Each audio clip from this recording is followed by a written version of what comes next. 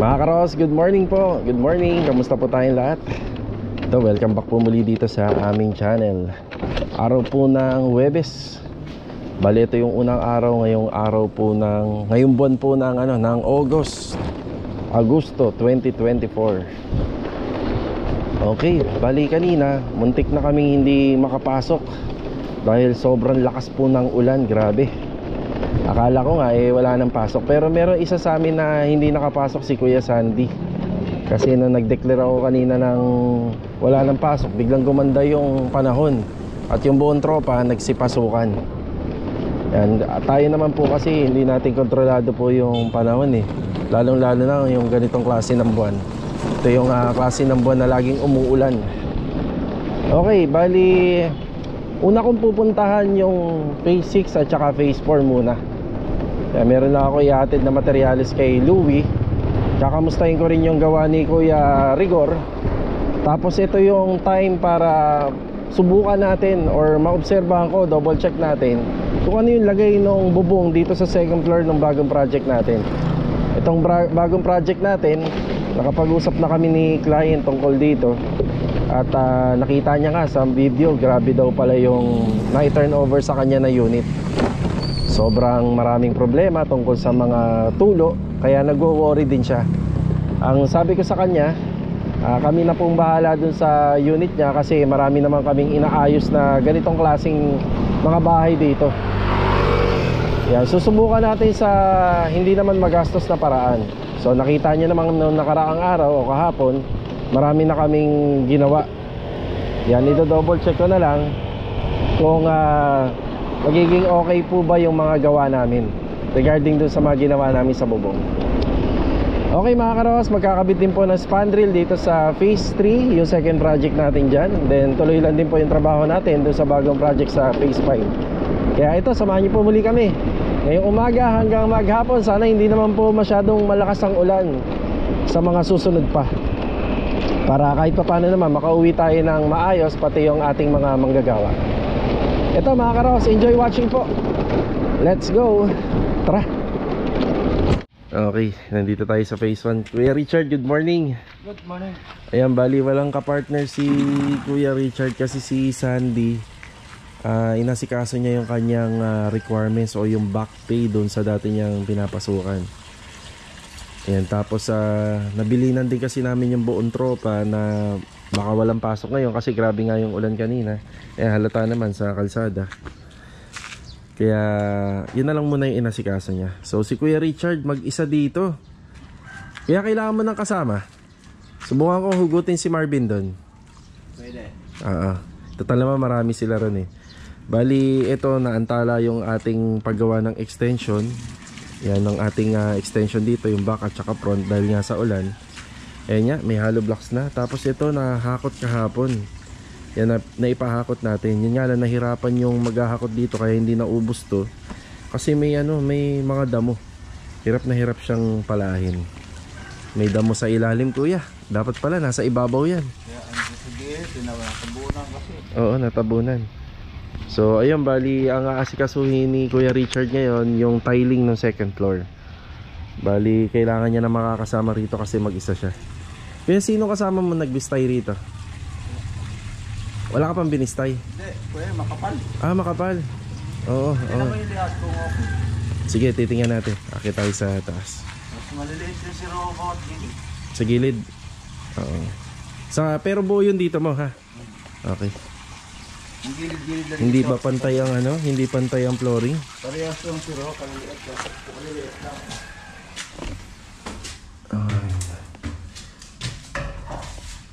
Wala namang leak sa bubong, pero ito nagmamark.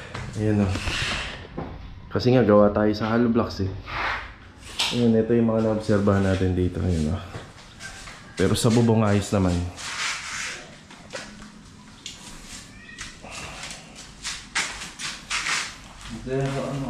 Si Robot doon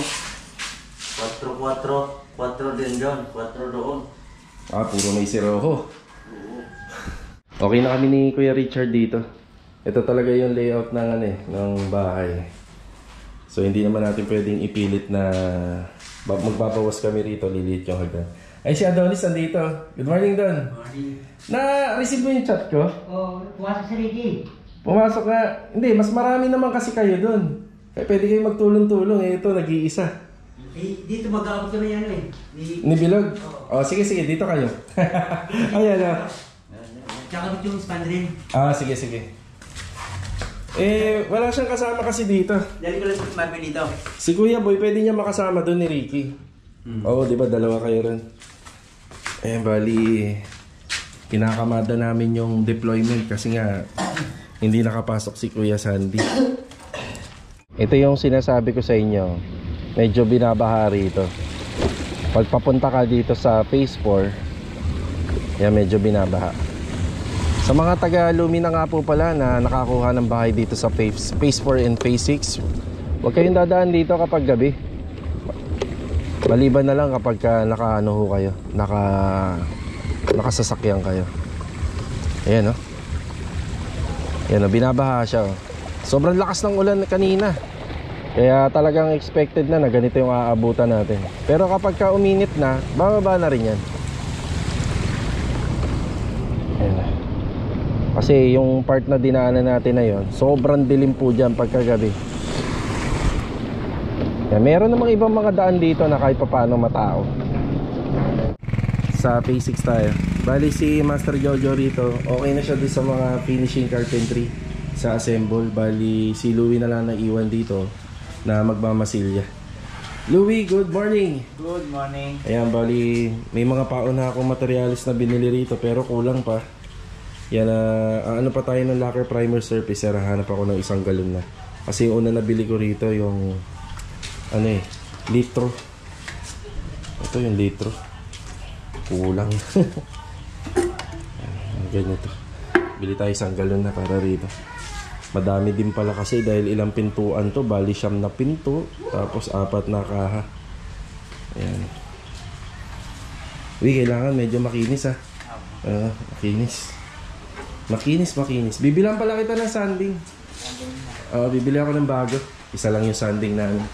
Tapos ito na nga po pala yung update sa mga pinagagawa ni client.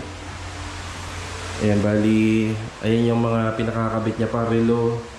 Tapos French type wall mirror. Then nagpa-assemble din po sila ng lamesa.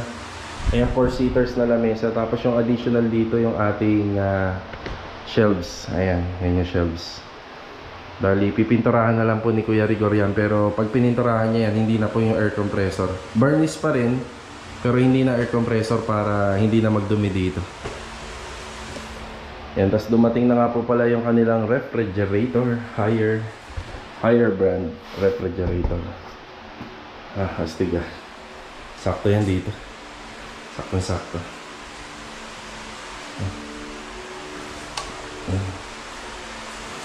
Ganda na. Unti na lang. Sa TV bracket pa pala. Anuhan natin ng TV bracket yan. Tapos pag medyo malinis-linis na yung kortina, ilalagay na po natin dito.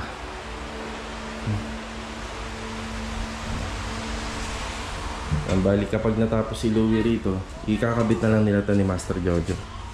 Yan, kailangan pinturado yung yung kabila, yung likod, para pag kinabit, may pintura lahat.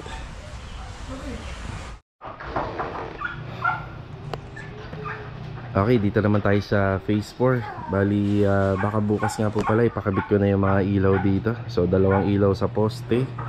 Tapos yung ating ilaw dito sa harapan ng bahay para sa kisame. Yan yung drop light natin. Tuloy-tuloy pa rin po yung gawa dito araw-araw. Kuya Rigor, good morning po! Morning, boss. Ayan, bali ang tinatrabaho ni Kuya Rigor dito, yung ating mga cabinet na gawa sa plywood overhead cabinet. Yan.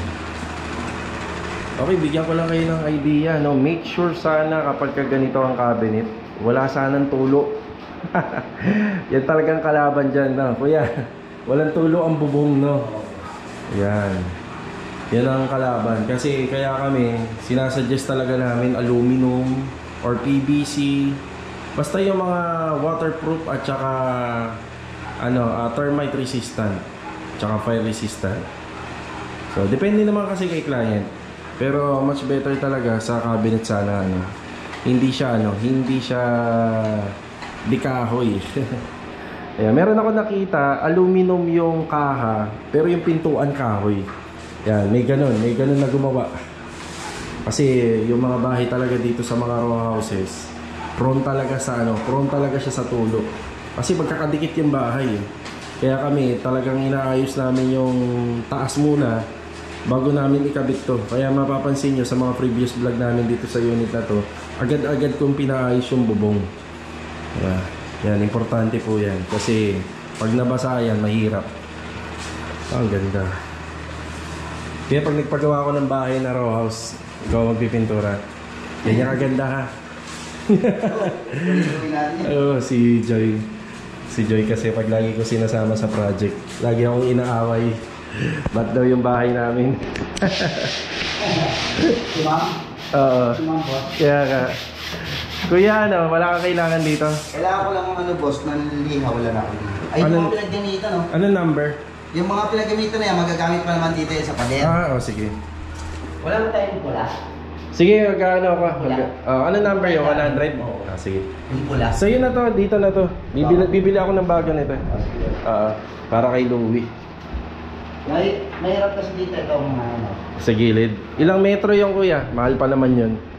Mahal yun eh. Pero yung ano, yung medyo ano lang siya. Sige, bibili ako Hindi siya ganun ka ano yung napipilas din siya. Kasi ito dito napipilas eh, ginugunting talaga siya. Meron din yan tong 100 na ano na medyo matigos na po. ano siya. Kasi ito talaga eh. Matigos nga. Oo. Sige. Bili ako mga 5 metro. Ano yung pangalan yun eh. Okay kuya ha? Tapos. Sige.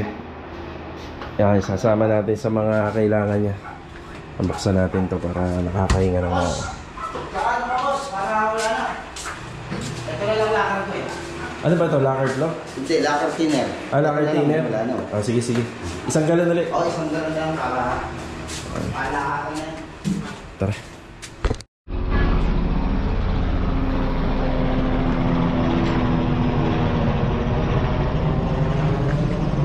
Nandito na po tayo sa phase 5 dito sa bagong project natin. Yan, bali kakarating na natin dito. Hindi ako nag-expect kung matatanggal natin yung mga tulo kasi yung ginawa na po natin dun sa bubong sa second floor, nag-ano lang po tayo doon, nag-sealant tapos nag-primer coat. Wala pa po tayong ano dyan, waterproofing o yung pinapahid natin na roof guard. So sa ngayon, pero i-double check natin kung meron pa rin or kung nawala na. Okay, tuloy lang yung CHB laying dito.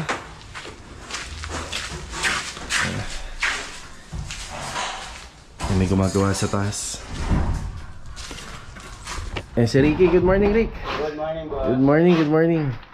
Ayan, ito na yung ating water line. May dadalhin lang akong tubo rito na didos pa. Ayan, para po sa ano, sa kitchen sink. Ayan, pa.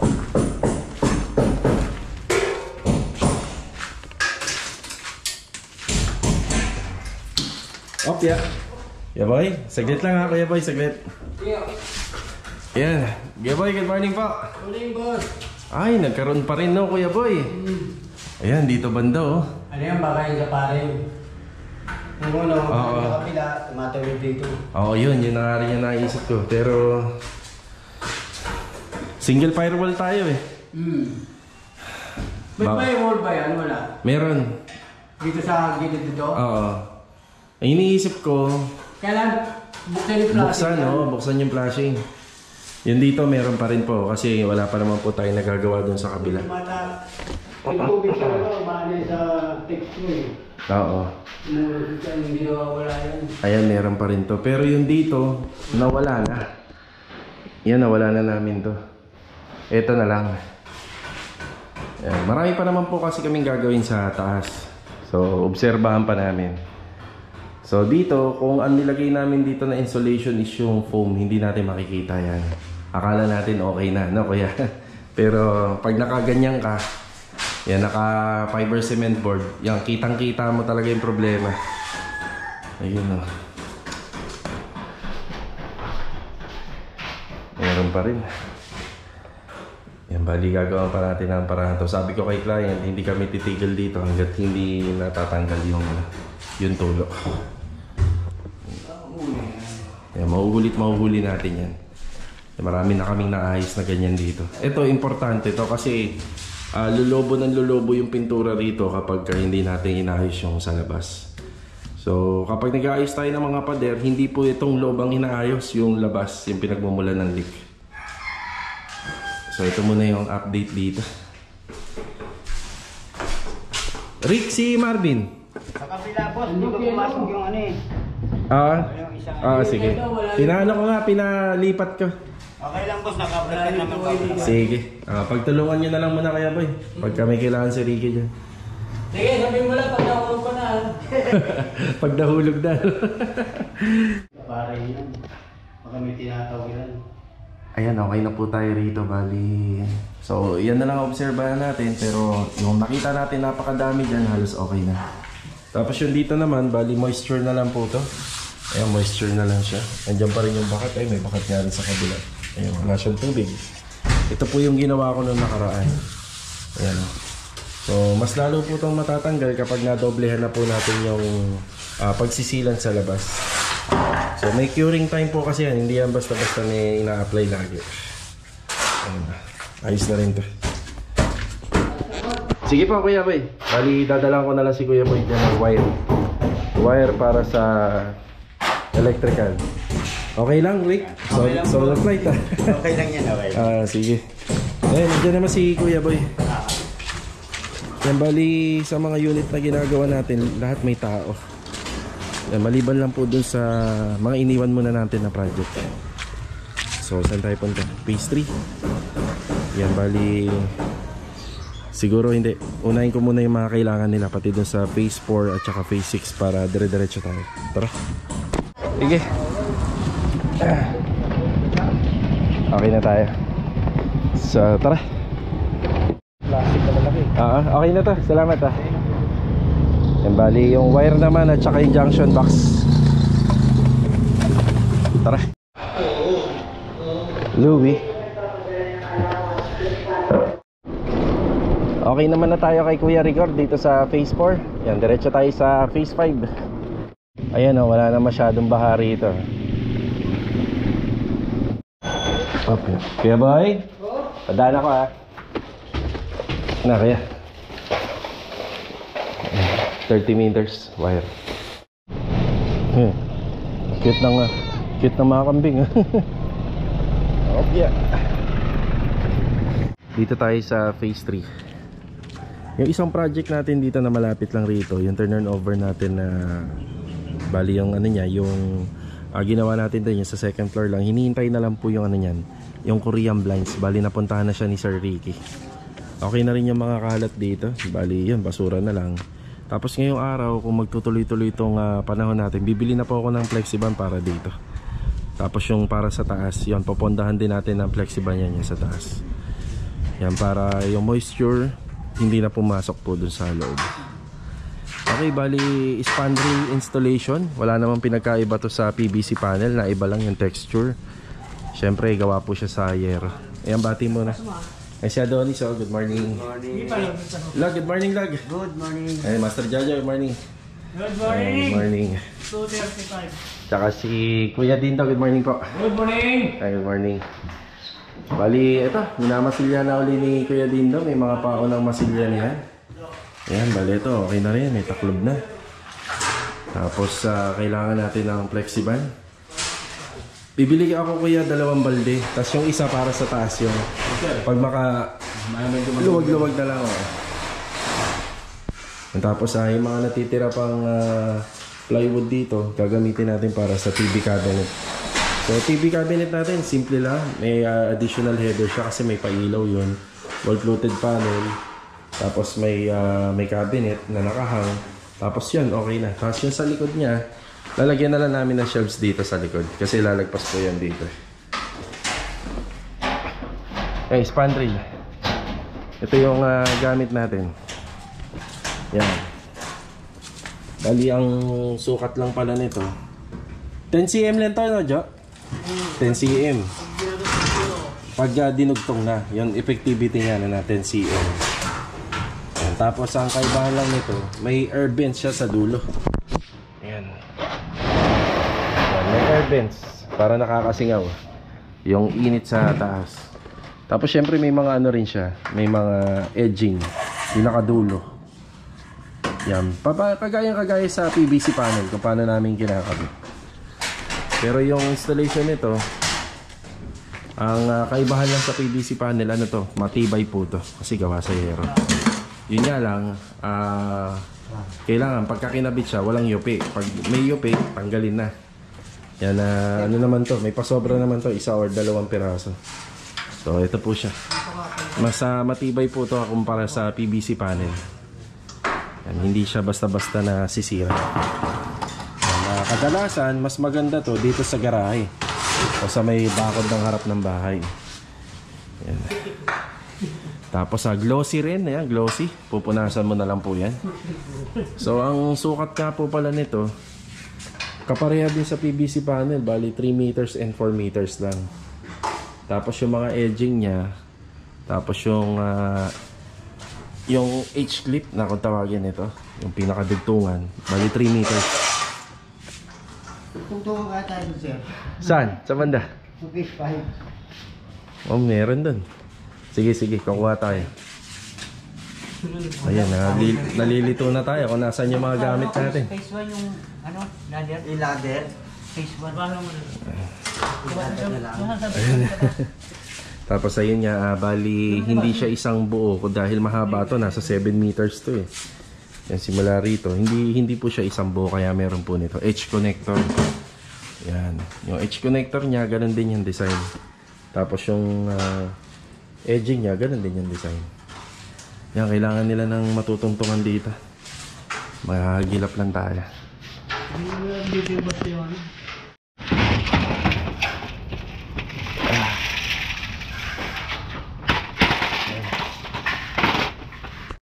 Bumalik tayo sa hardware. Si Louie sa Phase 6 nagpadagdag pa ng locker spot pati. And tapos kukunin din natin dito yung 2 flexiband. Okay, ito na yung flexiband. Bali, dadali naman natin to sa Phase 3. Unahin lang natin tong spot pati ni Louie. Tara. Louie, locker spot. Ayun. Napakabilis po ng oras mga karohas. Wala na tayo inabutan dito. Ayan na, flexiband, 2 timba. Ito na yung sample na mga nagagawa nila rito. Yan, bali blind rivet lang din po yung pinangkakabit dyan sa bawat metal paring.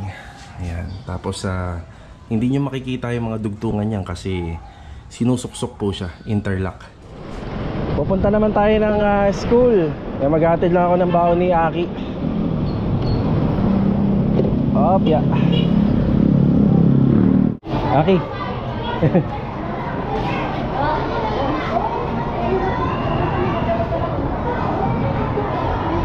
Kanina ka pa naghihintay? Sige na. Andyan, surprise. Okay, after break time, balik trabaho tayo. Yan, matindi ang init ngayon. And shoutout nga pala kay Ma'am Elianor. Yan, from Qatar. Yan, God bless sa inyo. Yan, ingat palagi. Tsaka kay Ma'am hindi ko masyado mabasa yung pangalan niya. Yan po. Tapos shoutout na rin kay Sir Jonathan C. Makasieb. Yan, watching from San Jose del Monte, Bulacan. Yan, God bless po sa inyo. Meron pang isa. Tsaka kay Sir Donald Alho Mosende. Yan, God bless. Yan, dito tayo, Phase 3. Magdadala ako ng black bag mamaya, bali ipapasako na lang po natin to kasi dumaan yung truck. Hindi nila kinuha to. Basta may nakikitang sako na pang semento, hindi nila kinukuha. Pero lahat naman kuya magaan, no? Magaan naman lahat, no? Basta pang sako ng semento. Wala, hindi nila kinukuha kuya, no? Siguro wala mapapakinabangan kasi. Iba black bag po natin. Magaan po lahat yan.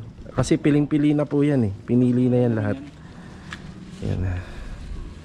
Tapos ito, bali flexiband. Flexiband waterproofing. Yan naman po yung gamit namin noon pa at wala na pong iba. Yan lang ay sapat na basta tama yung ratio. Yan, Flexiban waterproofing. Ang ratio nito mga ka-Rawhouse, nakalagay kasi sa indication niya 6 to 7 kilo sa isang galon. Pero kailangan maganda yung maganda yung panghalo nyo. Kaya kami bumili na po kami nung nung panghalo talaga. Tapos yung bala nun nilalagay po namin sa saan ba yung kuya? Anong tawag doon? Barena, sir. Barena, ayun, sa barena. Para halong-halo. Yan, makikita nyo, bali first coating pa lang po ito. Yan, napaka po nito, napaka pino. Yan po yung magiging kulay niya. May halo siya na purong semento. Bali, a-applyan namin to mga hanggang 2 coats. Yan, 2 coats. Tapos yan, nakikita nyo yung parang bitak na yan. Popondohan niya ng husto. Yan, popondohan.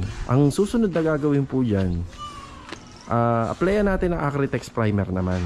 Pag natuyo na siya. As in tuyo-tuyo, Acrytex primer. Yeah, after ng Acrytex primer, mamasilyahan na po natin. So hindi po siya pwedeng masilyahan kagad yung diretsyo masilya kasi mabibitak. Bali, ayan, Flexiban waterproofing muna. Para dito sa waterproofing ng ating pader. Saka pala, gawa po sa hollow blocks yung pader natin. Tapos yung palitada niya, meron naman pong waterproofing na Sahara. Pero hindi pa rin enough yan. Tapos yung hollow blocks natin, may waterproofing Sahara. Pero hindi pa rin enough. Ito yung mas maganda. Meron tayong Flexiban waterproofing. Yan yung pinapahid ni Kuya Dindo. Flexiban waterproofing. Pag sinunod nyo yung 6 to 7 kilo sa isang galon, tapos wala kayong pang mixer, ayun, mixer pala, wala kayong pang mixer, medyo hindi maganda yung consistent, hindi maganda yung quality. Kaya mas maganda kapag sinunod nyo yun, dapat meron kayong mixer. Ayan. So conforme sa lagay din ng pader. Kailangan yung pader tuyo, wag naman po yung parang ganito na may moisture, may may tubig. Kailangan tuyong-tuyo po yung pader kagaya nito.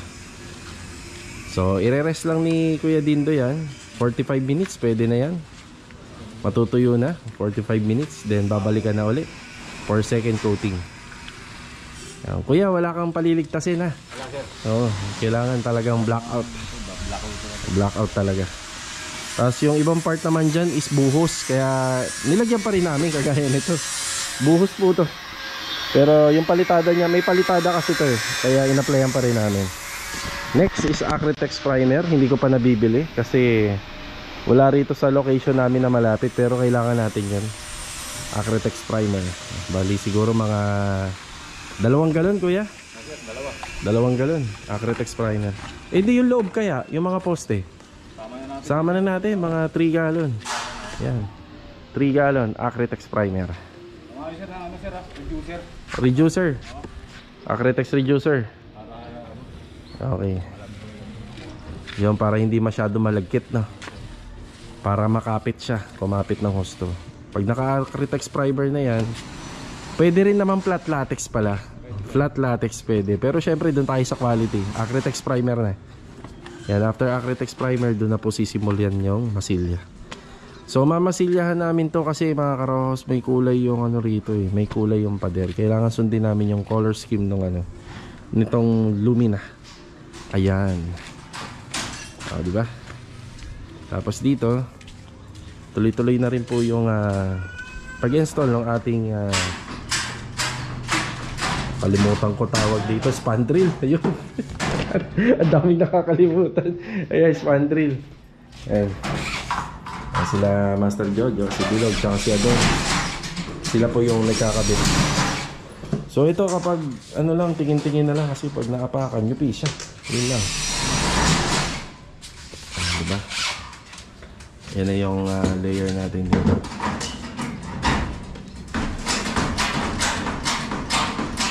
Balik tayo rito sa hardware. Bali, dito lang din pala tayo makakabili ng Acrytex primer. Yan, bali 3 galon nasa 3,045. Yan, 1,050 ng isang galon. Ito yung first coating. Bali medyo yung ibang part ng wall medyo maputi-puti pa. Pero sa second coating yan, halos ganyan na po yung kaitim. Yeah. Acrytex primer. Ayan, update uli. Ayan na yung waterproofing natin. Bali, inabot pala yan ng tatlong pagulong o tatlong coats. Kada pagulong nire-rest natin siya ng 45 minutes. Ayan, bali si Kuya Dindo dito nagpe-prepare. Balak niyang pinturahan to. Ayan, schedule niya to ngayon daw. Kahit na mag-overtime. Tapos yung sikreto namin dito sa mga ganitong bakal na nakausli. Yan, yung mga ganyan kasi. Ito nga, kinalawang nun sa kabila. Yan. Yung mga ganyan po kasi dapat nilalagyan po ng masilya. Ayan, ganito po yung ginawa natin. Yan, bali concrete epoxy rin to. Yan yung sikreto natin. Pag natuyo yan, walang papasok dyan kahit anong klaseng tubig, walang lulusot dyan. Yan, iniisa-isa po natin gamit tong concrete epoxy. Yun. Ito halata kasi lumulubog pa siya, ibig sabihin na sumisip-sip pa. Yan, lahat nilalagyan po namin. Yan, kasi para pagka natapos to, pag nag-waterproofing si Kuya Dindo dito, damay na po yan. Madadamay na siya lahat. Yan, nililinis na ni Kuya Dindo ng husto, kailangan walang alikabok. Ayan, bali hindi matutuloy si Kuya Dindo, pero 100% malinis na to. Para ma-testing din. Yan, kumbaga hindi matutuloy na yung pag-waterproof nito. Alanganin nyo kasi. Yan. Kasi bukas may habol pa kami kung sakaling umulan. Kasi mamaya pag nag-uwian na tayo no Kuya, wala nang habol. Baka washout lang ng... Ayan, maalala nyo itong slab na to, naka double coat ng Flexiband. Tapos nag-topping kami. Tapos yung pinaka final coat, yung turnover na namin, ito na. So ganyan po no, ganyan katrabaho siya. Double protection. Mas maganda po sana kung ipapatiles ni ma'am to. Yan, mas maganda. Pero disclaimer hindi yung tiles ang solusyon sa mga slab yung may tulo. Hindi po. Ang purpose lang nung pag tiniles to, yung slab, gaganda yung takbo ng klibi ng tubig. Kasi pantay na yun eh. Ito yung sample sa kabila na siya, napopondohan. Popondohan siya ng tubig. So yun nga. Yun ang purpose nun. Mas hindi siya tatagas dahil sa tiles kasi yung takbo ng klibi ng tubig mapupunta talaga dun sa klibi ng drainage, diba? Kasi ito kasi rough to rough finish to kumbaga mamumuo pa yung tubig dito, mga mahay pa yan, kahit sabihin natin magandang klibi nito. Tapos ang sikreto ron, hindi po tayo gagamit ng tile rod, doon concrete epoxy ang gagamitin natin. Yan ang sikreto pagka naka tiles na. So sa ngayon ganito lang. Ito lang yung napag-usapan namin ng client. Walis tapos blower. Linis talaga. Okay, update na tayo. Update.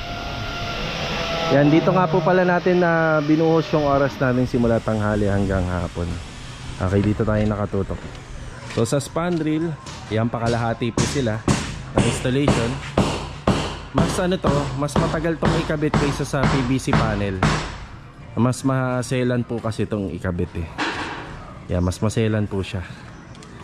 Pero pareha lang naman po sila. Pareha lang sila ng installation. Yun nga lang, mas doble ang pag-iingat nito. Hindi mo siya pwedeng maapakan, mayuyupi siya. Kailangan na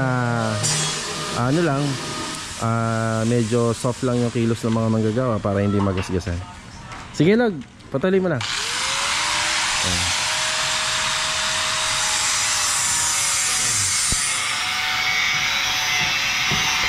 Pwedeng gunting yero, pwede ring grinder ang pamputol. Yan.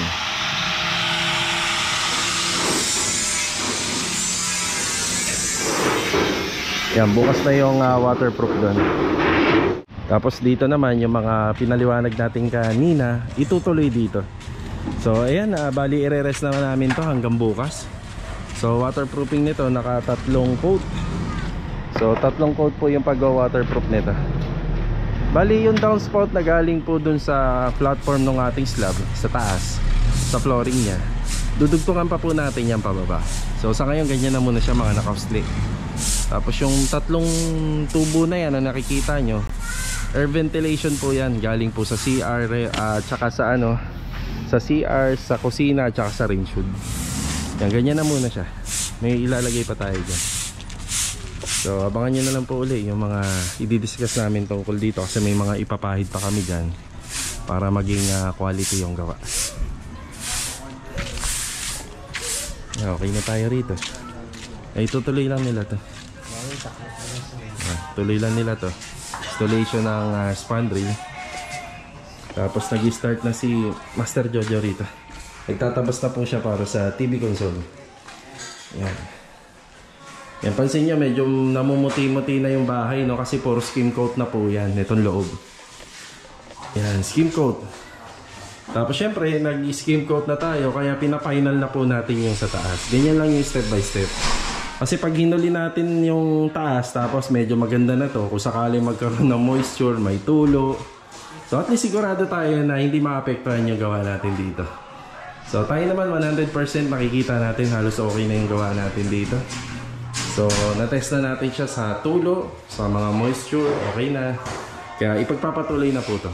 So ang atin lang hindi masayang yung mga materials na ina-apply natin dito kung sakaling mamamansyahan siya galing sa taas.